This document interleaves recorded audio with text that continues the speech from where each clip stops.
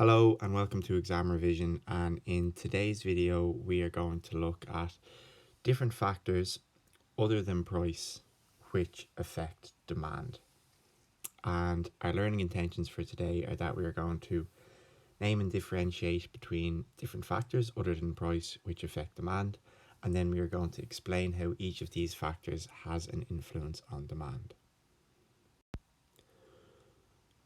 And here we have a list of the factors that we will look at today. So the factors other than price which we will look at which affect demand of a product are the price of substitute products, the price of complementary products. We will look at fads, fashions, and we can say that that is the thing that everyone has now. The effect that advertising has, the effects of the changes in the market size of the product. We will look at seasonal factors, the effects that seasons such as summer and winter can have on demand. And we will look at the price expectations of buyers, and we will look at income levels as well. Okay, so the first of these factors that we will look at is the influence that the price of substitute products has on demand. And what we mean by a substitute product is a product which will be bought instead of a different product. So if you wanted to buy one thing, but then instead of that you bought something else, you didn't buy both, you got something instead of the other thing.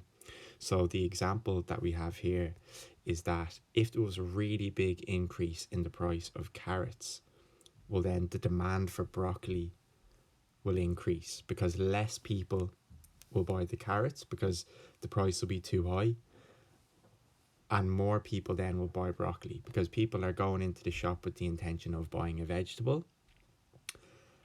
and they might want to buy carrots, but if the price of carrots is ridiculously high, well then the chances are people won't buy those carrots because the price will be too high for them, and so they will buy an alternative, and that alternative could be broccoli.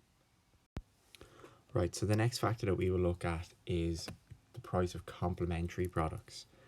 And a complementary product is a product which is used alongside another product.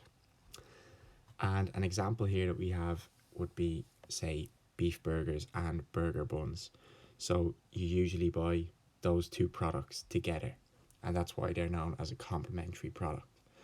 And say, for example, if the price of the complementary product decreases, well then what usually happens is that the demand for the other product will increase. So say, for example, if burger buns were on sale and if they were a low price, say 20 cent or 50 cent for a packet of burger buns, that could encourage a consumer to then go and buy beef burgers to accompany the burger buns that they have just bought.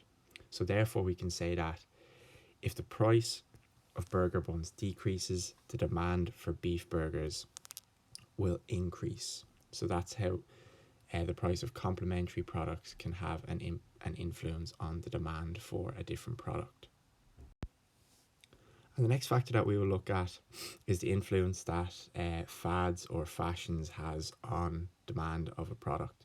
So simply what we mean by a fad or a fashion is the thing which is being used by everyone at a current period of time.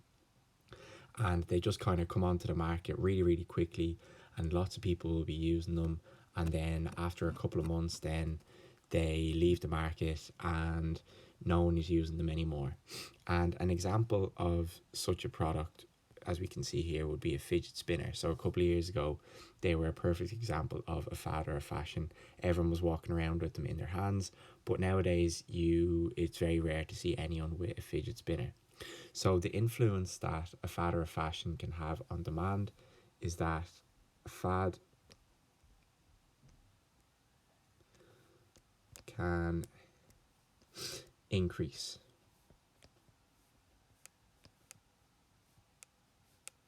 demand.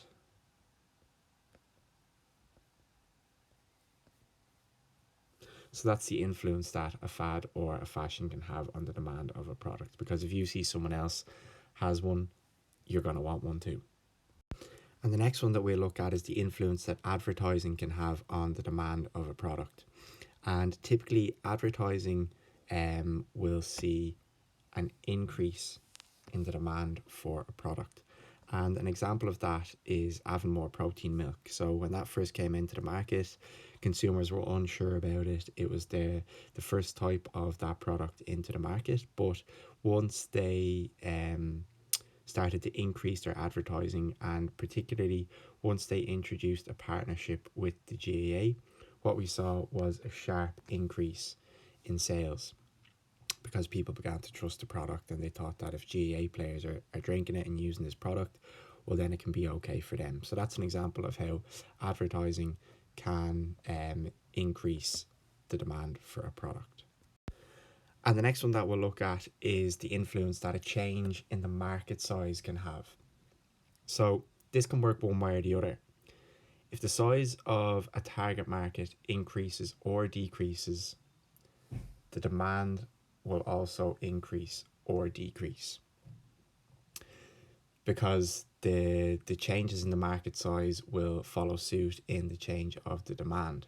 So the example that we have here is, say for example, a fashion retailer. So if we had a shop in a university town where there's a university and lots of students live there, so if we had a shop, say for example, if we said that that was H&M and that they were targeting males and females in the 17 to 25 age group, well, during term time when students are at college, the demand for their products will increase because there's more people in their target market living in the local area and more people walking in and out of their shop, and so the demand for the products that they have in their shop will increase.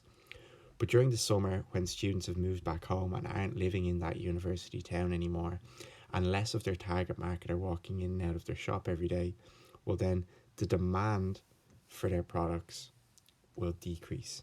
So that's an example of how changes in market size can have an influence on demand. And the next factor that we'll look at is the influence that seasonal factors has on demand. And a seasonal factor is the influence of the seasons on products. So for example, certain products will have increased or decreased demand at different times of the year. And two examples here, two fairly obvious examples. The first one is ice cream, and ice cream sales will increase in the summer and decrease in the winter because less people eat ice cream in the winter when it's cold. And example two is coats. So coat sales will increase during the winter and decrease in the summer because less people are buying big coats when it's warm out and they don't need one. So that's an example of how seasonal factors can also have an influence on demand. And the next factor which we will look at is called the price expectation of buyers. And what we mean by this is that if buyers expect the price of a good to increase in the future, this may increase demand in the short term. And if buyers expect the price of a good to decrease in the future, this may decrease demand in the short term. So an example of this would be petrol. So you would often see, you might hear that in the news that the price of petrol is expected to increase, maybe because of oil shortages, or maybe because it's going to be increased in the national budget or something like that. And when you hear those announcements, you will often see that petrol stations can be quite busy. So when the price of petrol is expected to increase, we see people sometimes stock up on petrol. And that's because they're expecting that in the long term, they're going to have to pay more for petrol. So in the short term, they're going to stock up on it to avoid having to pay more of that higher price in the future. So that's an influence that it would have on demand. It will increase demand. And the last one that we will look at is the influence of income levels. And so to do that, we're going to use the example of different types of cars. If we look back here, you would say potentially most people would say that this Nissan Micra is an inferior product to our BMW Jeep. Okay, so what would usually happen is if someone has an increase in their income, because the demand for normal goods rises when income rises, and the demand for inferior goods decreases when income rises. So they would be more likely to purchase the BMW. And the reason for that is because when our income levels increase, the demand for normal goods rises. And similarly, when our income increases, the other effect that that has is that the demand for inferior goods will decrease. You will buy less low quality products when your income rises. Okay, so thanks a million for tuning into today's video. Hopefully it improved your knowledge on the different factors other than price which can affect demand. And our learning intentions for today are that we would name and differentiate between different factors other than price which affect demand. And we are able to name and differentiate between many factors other than price now which can affect demand. And we said we would be able to explain how each of these factors has an influence on demand, and we have done that also. So as we said, thanks a million for tuning in today. Make sure to stay up to date with our social media for more information. Have a nice day, and thank you.